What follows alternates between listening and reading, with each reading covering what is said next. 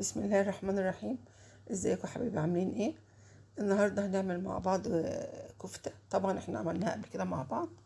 ده نص كيلو لحمه، حطيت عليه معلقتين بقسماط، حطيت عليه بهارات كفته، حطيت عليه فلفل، كمون، شطه، ملح، بصلتين كبار فرمتهم وخدت التفل بتاعهم، وحطيت هنا ميه البصل على معلقتين صلصه على معلقه زيت علشان هدهن بقى صوابع الكفته بعد ما ارصها في الصينيه. جبت صينيتين كده، فردت فيهم طماطم وفلفل وبصل. ديت عصاية شيش طاووق، هصب عليها الكفتة. فمعلش اعذروني كده، لان طبعا انا ماسكة الموبايل بايد وبعمل بايد واحدة. هشيلها بعد كده وارصها في الصواني وادهنها.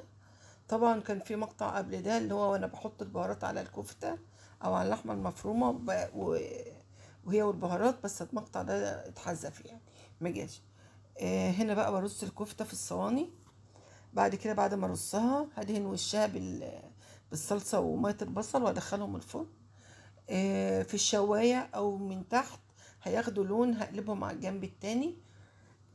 اما اطلع الكفتة هرصها في الاطباق. هفرد تحت الخضار اللي انا فردته في الصواني، وهفرد فوقه صوابع الكفتة. طبعا انا بقى مجهزة عندي برنجانية كده شويتها في الفرن، حطيت عليها طحينة وتوم وبهارات. عملت طحينة بيضة برضو، عملت سلطة، كان عندي مخلل طلعته، والعيش. وأكلة بسيطة كده في الجو الحر اللي احنا فيه ده. ربنا يعافينا ويلطف بينا يا رب.